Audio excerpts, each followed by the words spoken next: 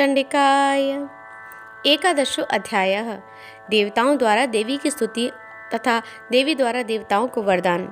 मैं भुवनेश्वरी देवी का ध्यान करता हूँ। उनके श्री अंगों की आभा प्रभात काल के सूर्य के समान है और मस्तक पर चंद्रमा का मुकुट है।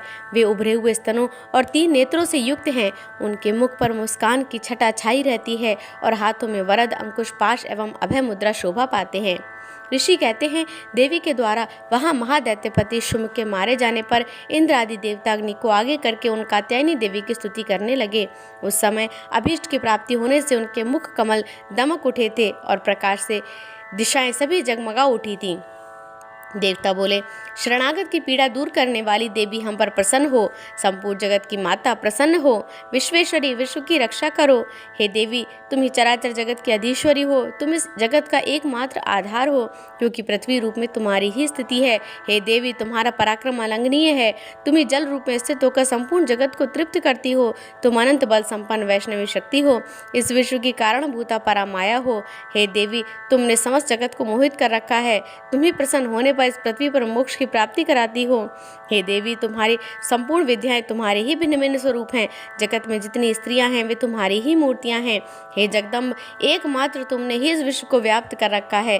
तुम्हारी स्तुति क्या हो सकती है? तुम तो स्तवन करने योग्य पदार्थों से भी परे एवं परावाणी हो। जब तुम सर्वस्वरूपा देवी स्वर्ग तथा मोक्ष प्रदान करने वाली हो, तब इसी रूप में तुम्हारी स्तुति हो गई। तुम्हारी स्तुति के लिए इससे अच्छी उक्तियां और क्या हो सकती हैं? बुद्धि रूप से सब लोगों के हृदय में विराजमान रहने वाली तथा स्वर्ग एवं मोक्ष प्रदान करने वाली नारायणी देवी तुम्हें नमस्कार है। कला काष्ठादि रूप से क्रमशः परिणाम की ओर ले जाने वाली तथा विश्व को उपसंहार करने में समर्थ नारायणी तुम्हें नमस्कार है।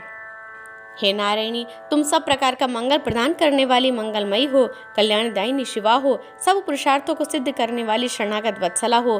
3 नेत्रों वाली एवं गौरी हो। तुम्हें नमस्कार है। तुम सृष्टि, पालन और संहार की शक्ति भूता सनातनी देवी, गुणों का आधार और सर्वगुणमयी हो। हे नारायणी, तुम्हें नमस्कार है। शरण में आए हुए दीनों एवं पीड़ितों की रक्षा में संलग्न रहने वाली और सबकी पीड़ा दूर करने वाली नारायणी देवी तुम्हें नमस्कार है। हे नारायणी, तुम ब्रह्मांडी का रूप धारण करके हंसों से जुते हुए विमान पर बैठती तथा कुश मिश्रित जल छिड़कती रहती हो। तुम्हें नमस्कार है। हे माहेश्वरी रूप से त्रिशूल, चंद्रमा और सर्प को धारण करने वाली तथा महावृषभ की पीठ पर बैठने वाली नारायणी देवी तुम्हें नमस्कार है। मोरों और मुर्गों से घिरे रहने वाली महाशक्ति धारण करने वाली कौमारी रूप धारणी निष्पापे नारायणी तुम्हें नमस्कार है। शंख, चक्र, गदा और शांग धनुष उत्तम आयुधों को धारण करने वाली वैष्णवी शक्ति रूपा नारायणी तुम्हें नमस्कार है। देवी प्रसन्न हो।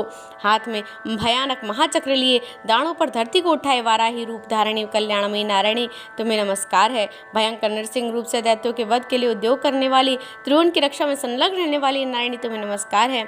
मस्तक पर किरीट और हाथ में महावज्र धारण करने वाली, सहस्त्र नेत्रों के कारण दीप्त दिखाई देने वाली, वृत्रासुर के प्राणों का अपहरण करने वाली इंद्र शक्ति रूपा नारायणी देवी तुम्हें नमस्कार है। शिवदूती रूप से दैत्यों की महती सेना का संहार करने वाली, भयंकर रूप धारण और विकट गर्जना करने वाली नारायणी तुम्हें नमस्कार है। दाढ़ों के कारण विकराल मुख वाली मुंडमाला से भूषित मुंड मर्दनी चामुंडा रूपा नारायणी तुम्हें नमस्कार है। लक्ष्मी, लज्जा, महाविद्या, श्रद्धा, पुष्टि, स्वधा, ध्रुवा, महारात्रि और महाअवेद्या रूपी नारायणी तुम्हें नमस्कार है। मेधा, सरस्वती, वरा, भूति, वाब्रवी, तामसी, नियता तथा ईशा रूपिणी नारायणी तुम्हें नमस्कार है। सब स्वरूपा सर्वेश्वरी तथा सब प्रकार की शक्तियों से संपन्न दिव्य रूपा दुर्गे देवी, सब भयो समय रक्षा करो तुम्हें नमस्कार है। हे कात्यायनी, यह 3 लोचनों से विभूषित तुम्हारा सौम्य मुख सब प्रकार के भयो समय रक्षा करे तुम्हें नमस्कार है। हे भद्रकाली, ज्वालाओं के कारण विकराल प्रतीत होने वाला अत्यंत भयंकर एवं समस्त असुरों का संहार करने वाला तुम्हारा त्रिशूल हमें भय से बचाए तुम्हें नमस्कार है। हे देवी, जो अपनी ध्वनि से संपूर्ण जगत को व्याप्त करके दैत्यों के तेज नष्ट किए देता है, वह तुम्हारा घंटा हम लोगों की पापों से उसी प्रकार रक्षा करे जैसे माता अपने पुत्रों की बुरे कर्मों से रक्षा करती है। हे चंडिके, तुम्हारे हाथों में सुशोभित खड्ग जो असुरों के रक्त और चर्बी से चर्चित है, हमारा मंगल करे तुम्हें नमस्कार है। हे देवी, तुम प्रसन्न होने पर सब रोगों को नष्ट कर देती हो और कुपित होने पर मनोवांछित सभी कामनाओं का नाश कर देती हो। जो लोग तुम्हारी शरण में जा चुके हैं उन पर विपत्ति कभी नहीं आती। तुम्हारी शरण में गए हुए मनुष्य तो दूसरों को शरण में देने वाले हो जाते हैं। हे देवी अंबिके, तुमने अपने स्वरूपों को अनेक भागों में विभक्त करके नाना प्रकार के रूपों से जो इस समय इन धर्मद्रोही महादैत्यों का संहार किया है, वह सब दूसरी कौन कर सकती थी? विद्याओं में, ज्ञान को प्रकाशित करने वाले शास्त्रों में, आदि वाक्यों में तुम्हारे सिवा और किसका वर्णन है? तथा तुमको छोड़कर कौन ऐसी दूसरी शक्ति है जो इस विश्व को अज्ञान में घोर अंधकार से परिपूर्ण ममता रूपी घड़े में निरंतर भटका रही हो। जहाँ राक्षस, जहाँ भयंकर विष वाले सर्प, जहाँ शत्रु, जहाँ लुटेरों की सेना और जहाँ दावानल हो, वहाँ और समुद्र के बीच में साथ रहकर तुम विश्व की रक्षा करती हो। हे विश्वरी, तुम विश्व का पालन करती हो, विश्व रूपा हो, इसलिए संपूर्ण विश्व को धारण करती हो। तुम भगवान विश्वनाथ की भी वंदनीय हो। जो लोग भक्तिपूर्वक तुम्हारे सामने मस्तक झुकाते हैं वे संपूर्ण विश्व को आश्रय देने वाले हो जाते हैं। हे देवी, प्रसन्न हो। जैसे इस समय असुरों का वध करके तुमने शीघ्र ही हमारी रक्षा की है, उसी प्रकार सदा हमें शत्रुओं के भय से बचाओ। संपूर्ण जगत का पाप नष्ट कर दो और उत्पात एवं पापों के फलस्वरूप प्राप्त होने वाले महामारी आदि बड़े बड़े उपद्रवों को शीघ्र दूर करो। विश्व की पीड़ा दूर करने वाली हे देवी माँ, हम तुम्हारे चरणों में पड़े हुए हैं। माँ, हम पर प्रसन्न हो। त्रिलोक निवासियों की पूजनीय परमेश्वरी, हम सब लोगों को वरदान दो।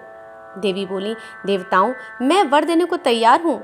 तुम्हारे मन में जिसकी इच्छा हो वह वर मांग लो। संसार के लिए उस उपकारक वर को मैं अवश्य दूंगी।